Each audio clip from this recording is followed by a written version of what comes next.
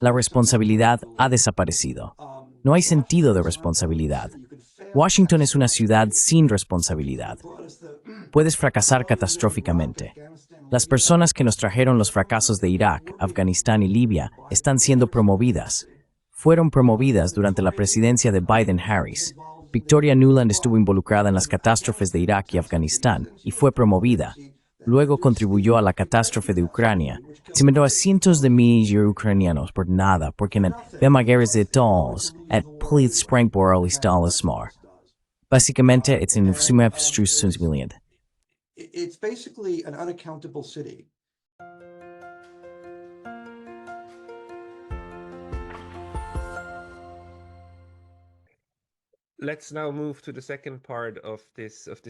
Pasemos ahora a la segunda parte de esta discusión sobre esta nueva razón de existir para la OTAN, para los neoconservadores, y esas son las intervenciones humanitarias.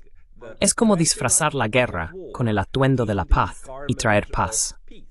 Jens Stoltenberg nos dio esta frase hace 2 años. Las armas son, de hecho, el camino hacia la paz.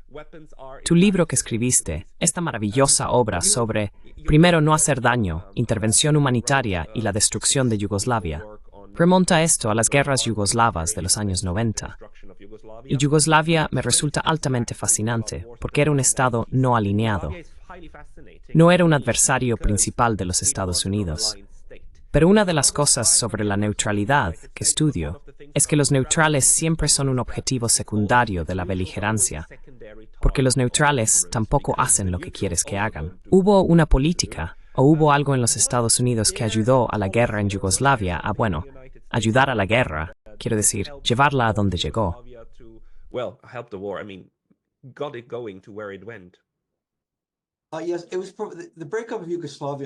Sí, diría que la desintegración de Yugoslavia fue posible por varias razones, pero uno de los factores clave fue el apoyo extranjero a la desintegración de Yugoslavia. En realidad, no fue al principio de los Estados Unidos. Aunque parezca increíble, brevemente, Alemania jugó el papel clave y los funcionarios alemanes hablaron en privado con Eslovenia y Croacia. Yugoslavia era una federación muy laxa, básicamente una confederación, y estas disparidades regionales. Croacia y Eslovenia eran las repúblicas más ricas y querían separarse, diría yo, principalmente porque no querían subsidiar a las repúblicas más pobres. Debo añadir, en contexto, que también había neoliberalismo. Sufrieron una tremenda y terrible crisis de deuda y austeridad impuesta por el FMI en los años 80. Una cosa que sabemos sobre el conflicto étnico y la política disfuncional es que a menudo ocurre en el contexto de una crisis económica.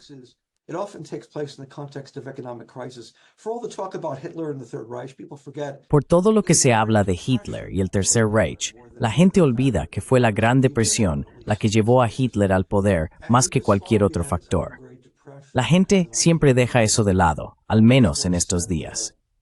Y Yugoslavia tuvo su propia Gran Depresión en los años 80, lo que estableció el contexto para el conflicto étnico.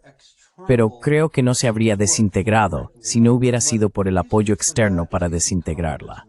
Una razón para eso es el anticomunismo. Yugoslavia era un estado comunista. A pesar de los años 80, la mayor parte de su historia fue bastante exitosa, incluso económicamente. El comunismo era muy popular en Yugoslavia y querían asegurarse de que con el fin de la Guerra Fría, el comunismo se terminara de una vez por todas, incluso en países donde fue bastante exitoso como Yugoslavia.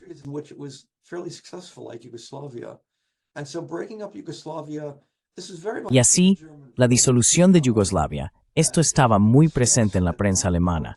Se discutía como uno de los propósitos para poner fin al comunismo de una vez por todas. La disolución de Yugoslavia era parte de esa agenda. Alemania jugó un papel clave brevemente, y tengo que decir brevemente, los Estados Unidos estaban distraídos, pero rápidamente tomaron el control de la situación. Creo que Estados Unidos inicialmente veía a Yugoslavia como un problema europeo parroquial. Los Estados Unidos estaban enfocados en cosas más importantes, como gestionar Rusia, la antigua Unión Soviética, y más importante aún, el Golfo Pérsico y el Medio Oriente. Estos pequeños problemas, como los veíamos en ese momento, a saber, los Balcanes, los europeos podían manejarlos. Pero eso fue brevemente. And very quickly, the US realized that Y muy rápidamente los Estados Unidos se dieron cuenta de que había dos agendas en competencia aquí. Los europeos estaban pensando en tener una política exterior independiente y querían demostrar su capacidad para actuar como una potencia colectiva. Y la forma en que iban a hacer eso era, a pesar de la breve incursión alemana en el unilateralismo, enviar colectivamente una misión para negociar un acuerdo de paz en lo que se veía como la más peligrosa de todas las antiguas repúblicas, que era Bosnia-Herzegovina, donde había tres grupos étnicos que probablemente iban a enfrentarse y destrozarse entre sí, lo cual, por supuesto, hicieron con una enorme pérdida de vidas, especialmente de vidas civiles. Más los serbios, porque estaban mejor armados, pero los tres grupos cometieron terribles atrocidades. but all three groups engaged in terrible atrocities. And the European plan was in Y el plan europeo era, en 1992, elaborar un plan de paz que resolviera el conflicto antes de que comenzara la guerra. Yugoslavia ya se había desintegrado, pero ahora Bosnia-Herzegovina estaba amenazada con una ruptura violenta, y la idea era prevenir la violencia y elaborar un plan para la descentralización de Bosnia según líneas étnicas para satisfacer a los tres grupos étnicos, asegurándose de que ninguno de los tres grupos étnicos se sintiera amenazado por los otros. Los tres diferentes grupos étnicos se reunieron en Lisboa bajo la tutela de un diplomático portugués que actuaba a instancias de la UELR, llamado José Cutileiro. Hubo un acuerdo en principio que casi tuvo éxito. Los tres grupos étnicos, en principio, estuvieron de acuerdo con la mayor parte. Todavía había detalles por resolver, pero parecía positivo.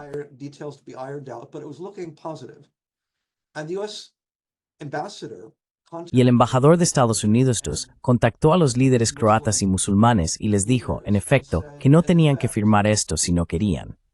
Tal vez podrían conseguir un mejor acuerdo, con la implicación de que Estados Unidos los armaría si hubiera una guerra. No creo que ofreciera armas explícitamente, pero sí insinuó que Estados Unidos los apoyaría si querían retirarse del acuerdo. Y el acuerdo se rompió justo después de eso. Luego comenzó una guerra brutal de 2 años y medio, con alrededor de 100.000 muertes, un gran número de civiles, ciudades destruidas y vidas arruinadas. Nuevamente más del lado serbio, porque tenían más armas, pero de los tres lados en cierta medida. Durante todo el proceso, la UE y también las Naciones Unidas enviaron negociadores. La figura clave aquí fue David Owen, el exministro de Asuntos Exteriores de Gran Bretaña. The key figure here was David Owen, the former foreign minister of Great Britain. Also, ironically enough, Stoltenberg's father. Además, irónicamente, el padre de Stoltenberg, quien creo que fue ministro de Asuntos Exteriores de Noruega, o fue primer ministro, también estuvo involucrado en esto. La idea era revivir lo que en esencia se había acordado en Lisboa y resolver la guerra nuevamente en más o menos la misma base. David Owen dijo en sus memorias que el principal obstáculo, lo principal que nos impidió llegar a un acuerdo, fue que Estados Unidos se negó a cooperar. Creo que esta era la idea neoconservadora aquí, que Estados Unidos resolvería esto mediante la fuerza militar. Involucrarían a la OTAN para que la OTAN tuviera una justificación. No tenía una justificación, pero ahora la tendría. Ganaría una guerra y derrotaría la limpieza étnica. It would defeat ethnic cleansing. NATO finally. Y así, la OTAN finalmente, con los Estados Unidos, comenzó a armar a las diversas partes de manera encubierta. Comenzaron a organizar la llegada de armas desde Irán, irónicamente, utilizando a Irán para ayudar a suministrar armas a la facción musulmana. Los Estados Unidos organizaron envíos de armas, tanto para los croatas como para los musulmanes, y se convirtieron en las fuerzas terrestres de América. Luego, los Estados Unidos iniciaron una campaña de bombardeo masivo contra los serbios. La combinación de la campaña de bombardeo de la OTAN y el apoyo de los Estados Unidos a las fuerzas terrestres estableció algo parecido a una victoria militar. Luego, Estados Unidos comenzó las negociaciones de paz en la base de la Fuerza Aérea de Dayton, en Ohio. Significativamente, fue en la base de la Fuerza Aérea de Dayton, una base de la Fuerza Aérea estadounidense, rodeada de bombarderos y cosas por el estilo. Fue un buen símbolo del poder militar estadounidense, que era toda la idea. mostrar el poder militar estadounidense aquí. Y luego resolvieron un acuerdo notablemente similar a lo que los europeos habían estado proponiendo durante 2 años y medio y que Estados Unidos había rechazado. Y así, si uno quiere ser tan cínico como yo, todo el propósito de esto era asegurar que Estados Unidos y la OTAN recibieran el crédito por esto y Europa no lo recibiera, porque toda la idea era asegurar que Europa no se estableciera como un actor independiente en política exterior y enterrar la idea de una Europa independiente. Y así esa fue una de las principales consideraciones aquí.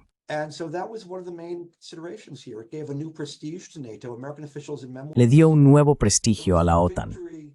Funcionarios estadounidenses y memorias dijeron que fue la victoria en Bosnia la que dio tanta credibilidad a la OTAN que pudimos comenzar a pensar en una política de expansión de la OTAN hacia Europa del Este, que era la agenda real. Y así se resolvieron varios problemas. 1. Dio una nueva justificación para la OTAN. 2. Dio una justificación para expandir la OTAN hacia Europa del Este. Y 3, y esto es crítico, dio una nueva justificación para el gasto militar. Verás, la expectativa era que a medida que los países se expandieran y se convirtieran en miembros de la OTAN, Polonia, la República Checa y Hungría se unieron en 1999, creo, seguidos por otros países.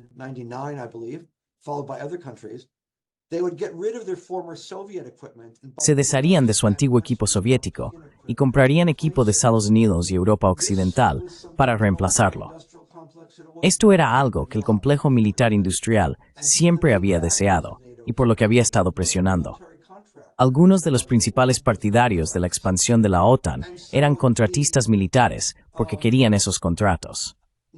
La victoria de la OTAN y de Estados Unidos en Bosnia resolvió múltiples problemas, aunque a un costo muy alto, porque murieron 100.000 personas que no tenían que morir. La idea era desprestigiar las negociaciones como signos de debilidad. Solo se realizan negociaciones después de lograr una victoria militar, como una forma de poner un límite a la victoria militar.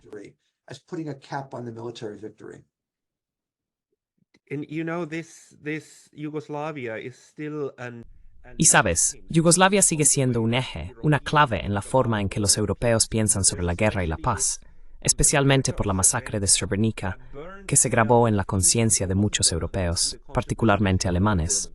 Incluso hoy, se utiliza como punto de referencia. Srebrenica ocurrió en el 95, ¿verdad? Fue una terrible masacre, con miles de personas muriendo a manos del ejército serbio.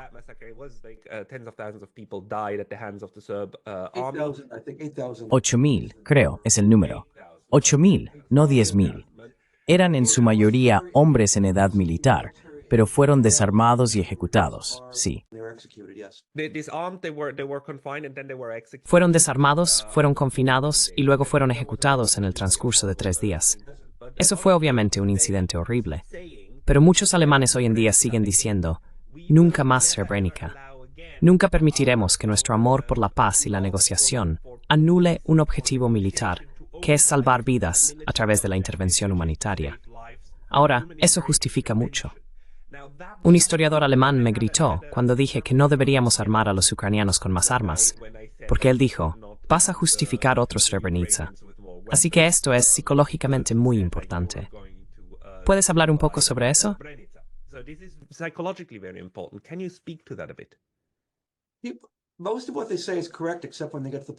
La mayor parte de lo que dicen es correcto, excepto cuando llegan al punto de la intervención militar. La intervención militar lo empeoró, no lo mejoró. Toda esta guerra podría haberse evitado si se hubiera respetado el acuerdo acordado en Dayton. Podrían haber evitado la guerra si hubieran hecho eso, pero Estados Unidos siguió bloqueándolo. Dijeron que la guerra no es lo suficientemente buena para los bosnios musulmanes, mientras que lo que obtuvieron en Dayton era muy similar. De hecho, se podría decir que obtuvieron incluso menos en Dayton. Así que básicamente, en lugar de ir a la guerra, debería haber habido negociaciones. Las negociaciones podrían haber prevenido la guerra, podría haberse detenido antes de Srebrenica. Y así, la idea aquí es que no se negocia con personas malvadas como Slobodan Milosevic o Radovan Karadzic o cualquiera de estas otras personas.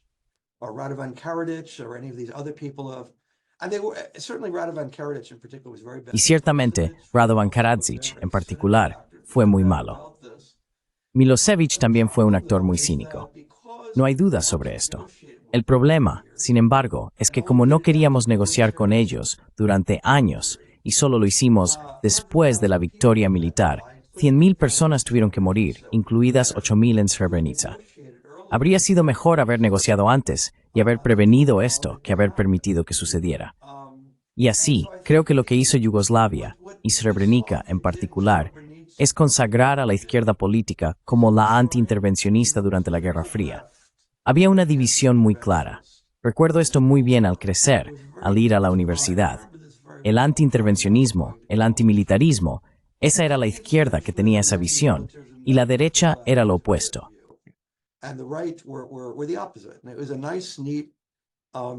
Y era una división clara y ordenada cuando el mundo era más simple. Y creo que Yugoslavia cambió la idea. La idea entonces se convirtió en que muchas personas de la izquierda decían, no, necesitamos más fuerza militar para hacer el bien, para proteger a las personas de las masacres.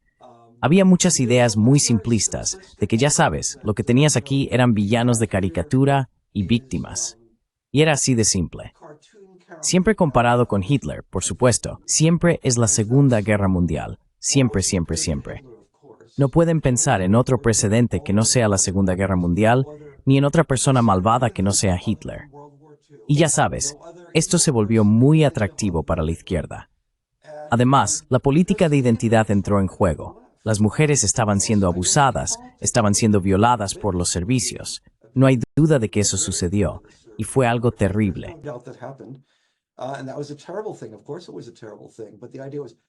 Por supuesto, fue algo terrible, pero la idea era usar la fuerza militar para prevenir esto. Más tarde, añadirían los derechos de los homosexuales. Necesitamos usar la fuerza militar para proteger los derechos de los homosexuales. Y ya sabes, la fuerza militar es una manera terrible de proteger a las mujeres, a los homosexuales y a cualquier otra persona, incluidos los niños.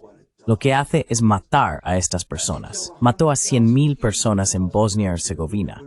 Habría sido mucho mejor enfatizar la negociación en lugar de la fuerza militar. Y por eso no sé por qué estas personas siguen diciendo que deberíamos haber usado la fuerza militar antes. Deberíamos haber negociado antes. Esa era una opción real. Definitivamente hay evidencia de que una solución negociada era posible. Fue bloqueada por aquellos que decían, no negocien, usen la fuerza en su lugar.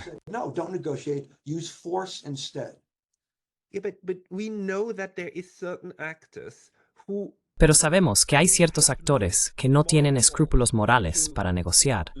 Mienten, mentiras descaradas, en nombre de implementar ideales humanitarios. Hay un documental en alemán muy bueno llamado Comenzó con una mentira, que incluso se emitió en 2007 en la televisión pública alemana, un canal público.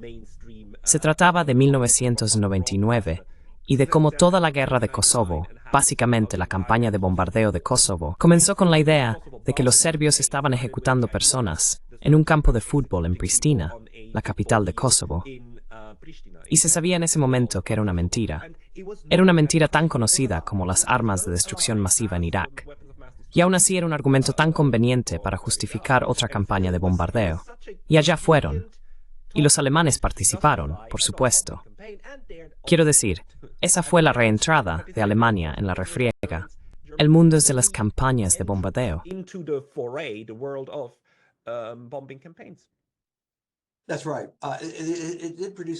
Así es. Produjo un cambio radical en Alemania más que en cualquier otro lugar. Y el Partido Verde, y la gente olvida esto, el Partido Verde surgió del ambientalismo y un cierto pacifismo. Se convirtieron en antipacifistas, se convirtieron en uno de los partidos más belicistas de Europa, lo que son hoy. Y fueron las guerras yugoslavas las que los cambiaron. Y creo que toda la idea de la intervención humanitaria fue extremadamente efectiva. Fue, de hecho, el arma secreta neoconservadora, y convirtió a la izquierda a ambos lados del Atlántico en pro-guerra en su mayoría. Me sorprende mucho cómo después de 1990 el movimiento antiguerra se trasladó a derecha.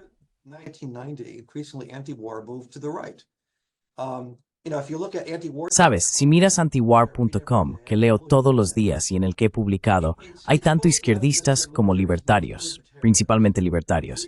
Si lees el American Conservative, encontrarás algunos de los mejores comentarios antiguerra. Sabes, muchos de los think tanks antiguerra incluyen el Cato Institute, que es un think tank libertario, financiado en gran medida por corporaciones, lamento decirlo. Personalmente, prefiero los viejos tiempos, cuando había una división clara, cuando la derecha era derecha y la izquierda era izquierda. Pero esos días se han ido, y la izquierda se ha vuelto mayormente pro-guerra. Eso realmente ha cambiado dramáticamente.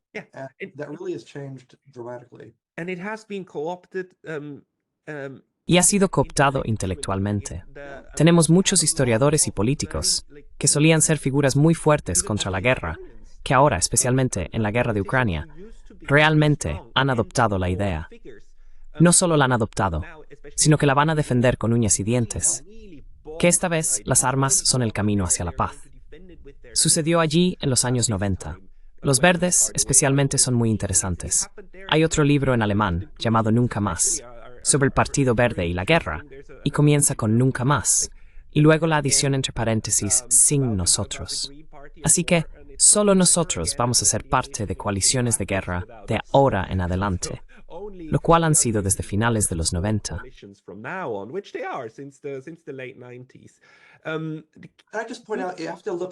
Solo señalo que tienes que mirar el historial. En otras palabras, personas que dicen estas frases floridas como la que acabas de decir, tienes que mirar el historial aquí. En Yugoslavia, el historial fue que la guerra, en lugar de la negociación, llevó a 100.000 muertes en Bosnia, incluyendo la masacre de Srebrenica. Kosovo fue una guerra de bajo nivel. Solo 2.000 personas habían muerto en ambos lados hasta el bombardeo de la OTAN.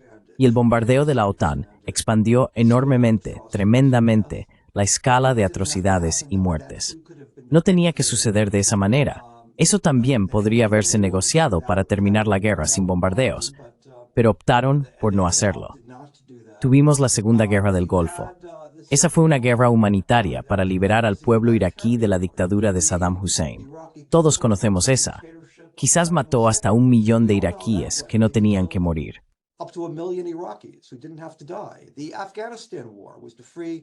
La guerra de Afganistán fue para liberar a las mujeres de Afganistán del Talibán. Tuvimos casi 20 años de guerra y ahora el Talibán está de nuevo en el poder. Tuvimos el derrocamiento de Gaddafi, quien estaba masacrando a su propio pueblo. Era un dictador terrible y así sucesivamente. Y desestabilizó todo el norte de África, empeorando la situación mucho más que antes. Sabes, si hacemos un cambio de régimen, la gente nos habla de cambio de régimen en Corea del Norte. Si Dios no lo quiera, eso sucede. Probablemente tendremos la mayor catástrofe humanitaria desde 1945, pero se justificará en términos humanitarios. Y así, la retórica y el historial no podrían estar más alejados. Tienes esta retórica altruista humanitaria y un historial de acción que es lo opuesto a altruista. Es catastrófico desde el punto de vista de los derechos humanos.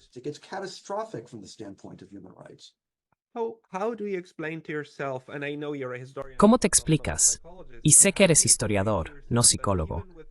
Pero ¿cómo te explicas que incluso con un historial tan claro, realmente claro, y especialmente también cuando se trata de las mentiras para justificar las guerras, y podemos ir al Golfo de Tonkin, podemos ir a las guerras yugoslavas, podemos ir a la guerra de Irak, y los millones de personas en Afganistán? ¿Cómo te explicas que esto todavía no cambia al menos la mentalidad de la izquierda clásica? Ya sabes, los que realmente salieron del pacifismo y se metieron en el militarismo. ¿Por qué siguen ahí? ¿Qué es lo que los mantiene?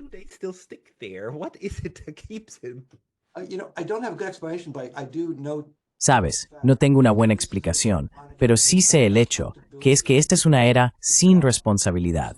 La responsabilidad ha desaparecido. No hay sentido de responsabilidad. Washington es una ciudad sin responsabilidad.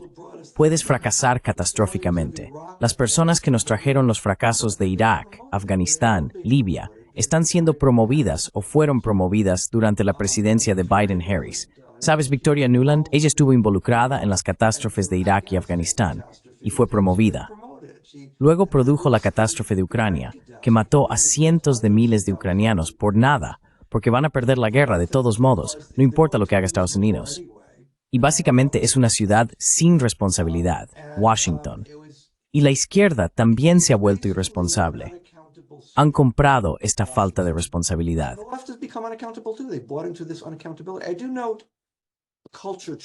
Noto un cambio cultural aquí, que es que después de Vietnam hubo responsabilidad. Los hombres que nos llevaron a la guerra, y eran todos hombres en esos días, fueron desacreditados, y sus carreras fueron dañadas o destruidas, y con razón. Muchos de ellos se disculparon públicamente y expresaron un profundo arrepentimiento. Robert McNamara, por ejemplo, el ex secretario de Defensa, expresó públicamente un gran arrepentimiento. El secretario de Estado, Dean Rusk, no pudo encontrar trabajo después de dejar el Departamento de Estado. Nadie lo contrataría. Y así había responsabilidad en ese entonces. Pero algo en la cultura cambió, que nunca aprendemos de los fracasos pasados y nunca responsabilizamos a las personas por esos fracasos. Y eso es tan cierto en la izquierda como en el establecimiento. ¿Por qué es así? Tendrás que pedirle a un psicólogo que lo explique.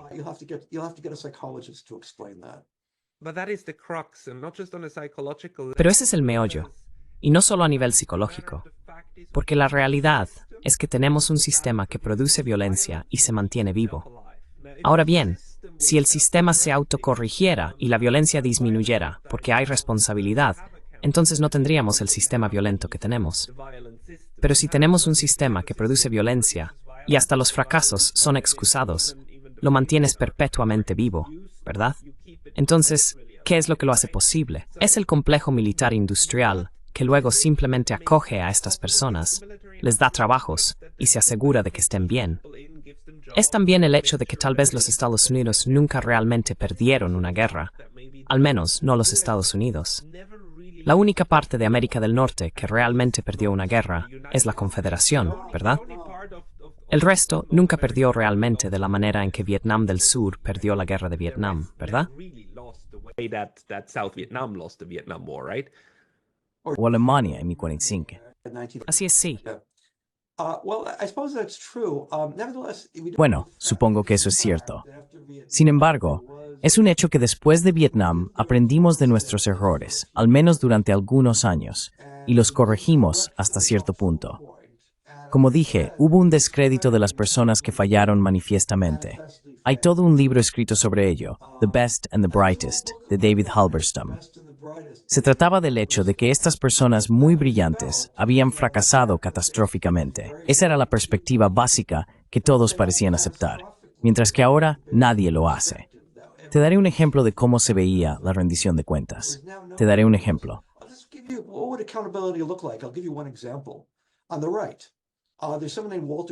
A la derecha hay alguien llamado Walter Jones, quien fue un congresista muy de derecha. Ahora ha fallecido. Fue uno de los partidarios más entusiastas de la guerra de Irak, tanto que cuando Francia se opuso a la guerra en las Naciones Unidas, presentó un proyecto de ley en el Congreso que fue aprobado, declarando que en la cafetería de la Cámara de Representantes ya no nos referiríamos a las papas fritas como French fries, las llamaríamos Freedom Fries. Y el French Toast se convirtió en Freedom Toast. Sí, la gente se burló de él, y con razón, pero fue una figura muy pro-guerra. Llegó a lamentar profundamente su apoyo a la guerra y se disculpó públicamente. Era cristiano, una figura muy religiosa.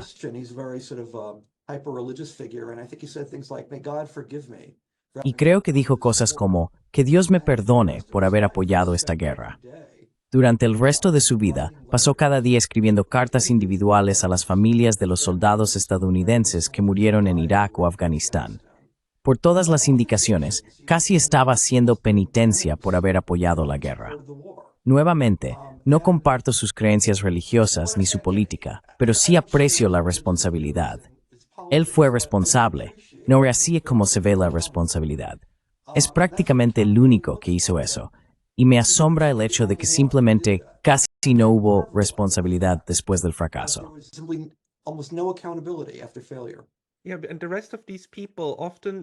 Sí, y el resto de estas personas, a menudo cuando ocurre el fracaso, lo que hacen y lo que escuchas públicamente, especialmente de personas como Blinken y demás, es, ya sabes, deberíamos haber hecho más de lo que falló. Eso nos habría dado la victoria al final. Entonces comienzan a culpar por no haber tenido suficiente bombardeo y antiintervencionismo, ¿verdad? Eso es especialmente en los medios sobre la guerra de Ucrania, lo que escuchamos constantemente. Si hubiéramos dado más armas al principio, entonces los rusos habrían sido derrotados. Estoy seguro de que habrá la excusa, habrá la justificación de que Estados Unidos y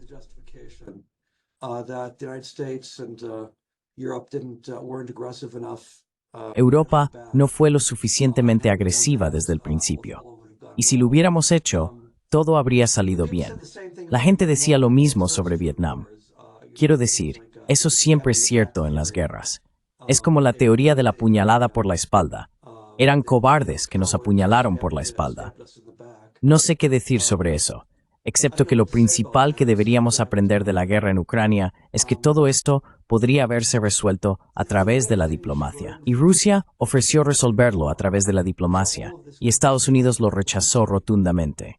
Las personas que han pagado el precio por eso han sido los ucranianos. Creo que llegará un momento en que los ucranianos resentirán profundamente cómo han sido utilizados por Estados Unidos. Incluso si ese momento aún no ha llegado, estoy seguro de que llegará. Even if that time hasn't come yet, I'm sure it will come.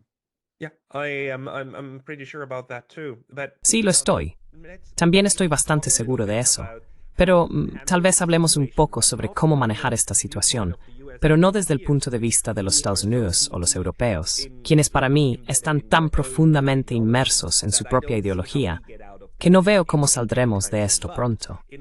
En un mundo multipolar, tenemos otros actores. Tenemos a los rusos, tenemos a los chinos, tenemos al sur global, tenemos muchos países en los BRICS, que ahora están mirando a Europa y a los Estados Unidos. Algunas personas ven este canal. ¿Cuál sería tu recomendación? No eso. ¿Dónde está la idea de la intervención humanitaria y toda esta política exterior agresiva hoy en día? ¿Y cómo deberían otros actores en la escena internacional lidiar con el hecho de que hay una política exterior tan ideológicamente pro-intervencionista entre uno de los grandes jugadores? Veo el surgimiento de los BRICS como un desarrollo muy positivo a nivel internacional. I do see the emergence of the BRICS as a very positive development internationally. As I would see it, basically, you have had a gradual decline of U.S. hegemony. A mi modo de ver, básicamente ha habido un declive gradual de la hegemonía de Estados Unidos, lo cual era inevitable dado el ascenso de China. Estas dos guerras en el Medio Oriente y Ucrania han acelerado ese declive, y los BRICS son la expresión de eso. Hay un punto más que quiero señalar. Creo que a menudo se omite en estas discusiones, que es la opinión pública en Estados Unidos y Europa. Sabes, el público en Vietnam, una de las cosas, hubo varios. And there was a public insistence that it had to be ended. And that was one of the factors that ended the American combat. Y ese fue uno de los factores que puso fin a la participación de combate de Estados Unidos. Y ya sabes, a los funcionarios del gobierno les molesta eso. Realmente les molesta. Piensan que el público debería mantenerse al margen de la política exterior. La frase que usan es, la política se detiene en la orilla del agua. Sabes, está bien que el público participe en cosas como debates sobre derechos al aborto o política fiscal, pero la política exterior debería dejarse a una cierta élite secreta. Y eso no sucedió en Vietnam. Sospecho que ahora será otro momento en el que el público levantará su fea cabeza. En términos generales, creo que el público estadounidense y el público europeo no están tan entusiasmados con la guerra, porque creo que hay un reconocimiento instintivo de un intercambio entre armas y mantequilla.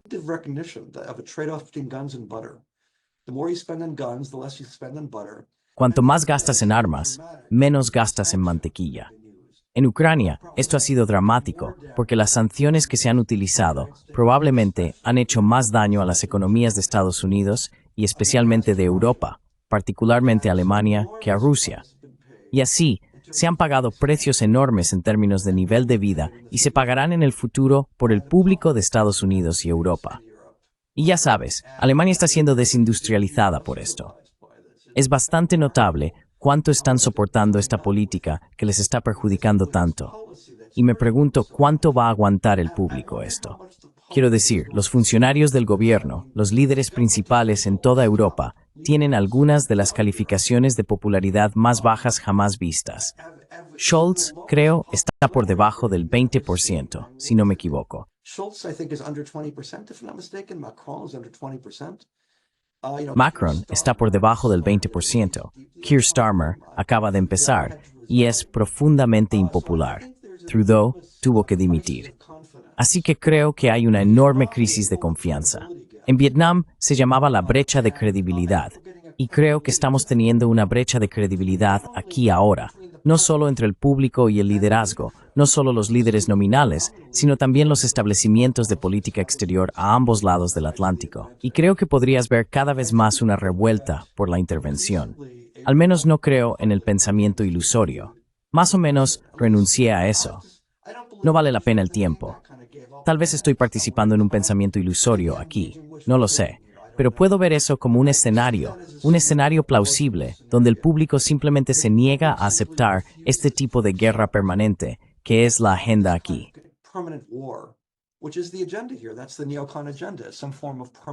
Ese es el programa neoconservador, alguna forma de guerra permanente. Quiero decir, casi están hablando abiertamente de eso en Ucrania. Quieren un alto el fuego temporal que permita a Ucrania rearmarse y reequiparse, y seguirán confrontando a Rusia casi indefinidamente. Y creo que ese es el programa. Esto no va a ser muy bueno para los niveles de vida en Europa y Estados Unidos. Y ya sabes, la gente se queja, y con razón, del ascenso de la AfD en Alemania, que no es un partido muy agradable. Y ciertamente no espero su ascenso. Pero está subiendo en parte debido a la guerra en Ucrania y al daño que Ucrania ha hecho al tejido social de Alemania. Y si el establecimiento de Alemania no le gusta a la AfD, y no debería gustarle, deberían reconocer que sus políticas están alimentando a este partido. Lo están haciendo posible.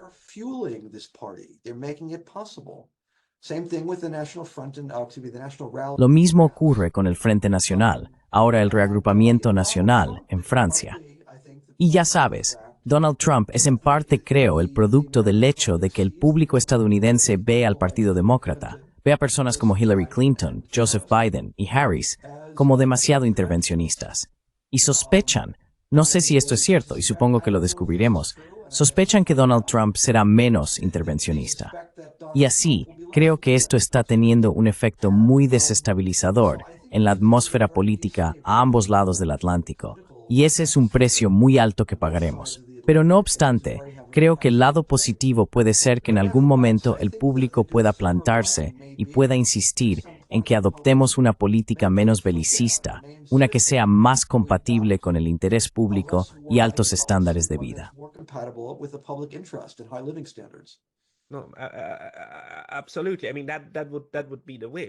Absolutamente. Quiero decir, ese sería el deseo. Pero mientras tanto el hecho que la ideología neoconservadora está profundamente arraigada en el establecimiento de política exterior de los Estados Unidos en ambos partidos, y en gran medida ha sido asimilada por los europeos también, especialmente a nivel de la UE, a nivel de la OTAN. Quiero decir, es omnipresente, diría yo. Aunque no todos están de acuerdo en los detalles. Esta idea de confrontar al enemigo, ¿verdad? El enemigo y confrontar a los rusos, confrontar a los iraníes y a los norcoreanos, y ahora a los chinos.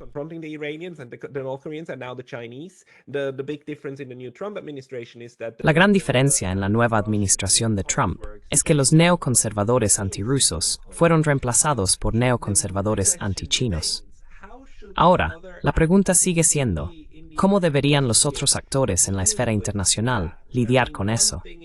Quiero decir, una cosa es que puedes militarizarte, pero eso solo alimentará su narrativa. Y puedes ser confrontacional tú mismo, pero eso solo ayudará a los neoconservadores, ¿verdad? Juegas al ping-pong de un lado a otro y escalas.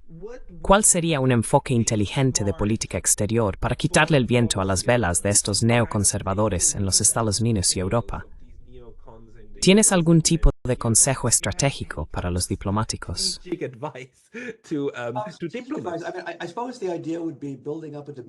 Supongo que la idea sería construir una base doméstica que conteste esto, porque me parece que los principales partidos en los principales países de Europa son...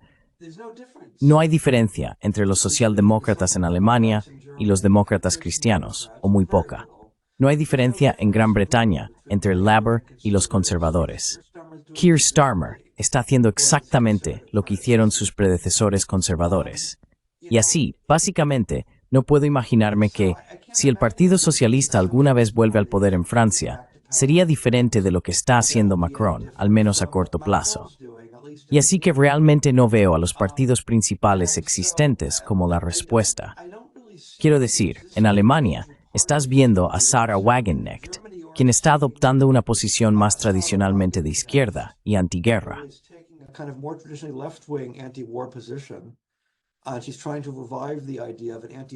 Ella está tratando de revivir la idea de una izquierda antiguerra que sea populista, en lugar de estar atrapada en la política de identidad. Y ya sabes, no estoy de acuerdo con todo lo que dice, pero le deseo lo mejor.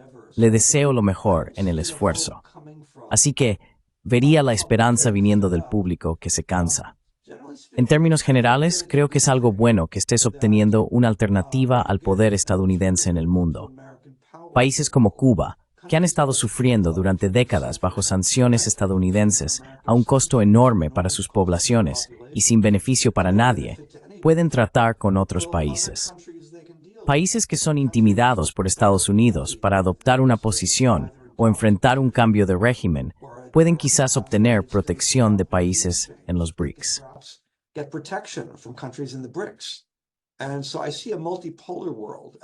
Veo un mundo multipolar como un desarrollo muy positivo, y claramente es hacia donde nos dirigimos a nivel global. Como lo veo, uno de los principales motivos para iniciar la guerra en Ucrania, lo veo mucho como algo que fue abiertamente provocado por Estados Unidos y la OTAN. La pregunta es, ¿por qué lo provocaron? ¿Cuál era su estrategia? Creo que su estrategia era destruir a Rusia con sanciones, convertir el rublo en escombros, como lo expresó coloridamente el presidente Biden, sacar a Rusia de las ligas de las grandes potencias, posiblemente dividirla en muchos estados. Eso se estaba discutiendo abiertamente en Washington. Sí. Quiero decir, imagina si Rusia discutiera dividir a Estados Unidos o Europa, pero ya sabes, dejaré eso de lado. Estábamos discutiendo eso como un posible objetivo de política.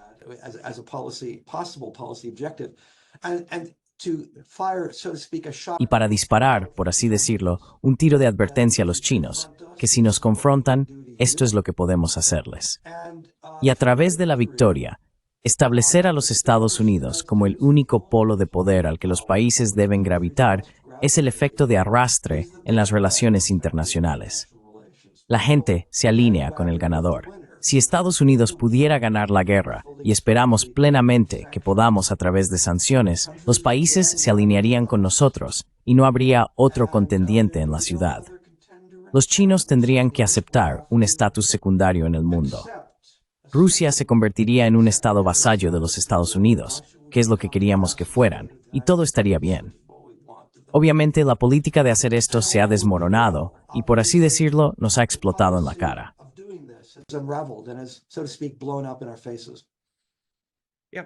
Sí, pero tiene un enorme potencial para causar aún más estragos, ¿verdad? Bueno, es una guerra nuclear. Siempre existe esa posibilidad. No lo descartaría. ¿Una qué guerra? Guerra nuclear. Sí. Siempre existe esa posibilidad.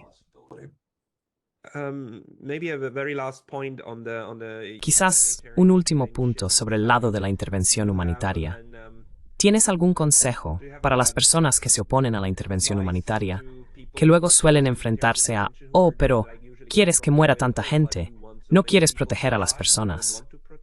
¿Cuál es la mejor manera de responder a ese argumento?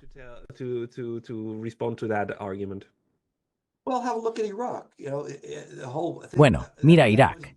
Se hizo ese argumento. Estás apoyando a Saddam Hussein. ¿Por qué te opones al derrocamiento de Saddam Hussein? ¿Quieres que torture a la gente hasta la muerte? ¿Quieres que torture a niños frente a sus padres, como lo ha hecho? ¿Quieres que use gas venenoso? ¿Es eso lo que estás diciendo? Bueno, lo derrocamos y aún más personas murieron como resultado. El resultado fue peor desde un punto de vista humanitario, obviamente peor. Y también desperdiciamos billones de dólares que podrían haber. Imagina qué tipo de maravillosos proyectos humanitarios podríamos haber hecho con cuánto era. 5 billones, creo. es la cifra actual, si no me equivoco. 5 billones. Eso es más que el Producto Interno Bruto de Gran Bretaña. $5 trillion. It's more than the gross domestic product of Great Britain. Y todo fue desperdiciado en nada, excepto en matar a 1 millón de personas inocentes que no tenían que morir. Ese es el legado de la intervención humanitaria en Irak. ¿Quieres otro Irak? Entonces adelante, vuelve a la intervención humanitaria en el futuro. ¿Quieres otra Ucrania donde cientos de miles de ucranianos han muerto y perderán la guerra de todos modos? Ese es el legado de la intervención humanitaria. La gente tiende a olvidar que la guerra es una manera terrible de promover los derechos humanos. Lo más importante es que cuando tienes una crisis humanitaria, no la empeores. A menudo no puedes mejorarla. Lo que debes recordar es el consejo médico. Primero, no hagas daño. Por eso nombré mi libro así. No lo empeores. E invariablemente, o casi invariablemente, la acción militar lo ha empeorado. Military action has made it worse. Very wise words. Palabras muy sabias, David Gibbs. Para las personas que quieren leer más de usted, ¿en qué plataforma publica? ¿Publica de manera regular? On a regular basis? Yes, I do. I have a Sí, lo tengo. Tengo un sitio web. No estoy realmente interesado en las redes sociales y ese tipo de cosas, pero tengo un sitio web donde pongo mis publicaciones. Se llama facultyarizona.edu. DGIBBS.arizona.edu. Everybody go to David Todos, visiten la página de inicio del Prof. David Gibbs para encontrar más de sus escritos. Produce análisis maravillosos y charlas maravillosas, como pueden escuchar aquí. Prof. David Gibbs, muchas gracias por su tiempo hoy. Thank you very much for your time today. Gracias por invitarme.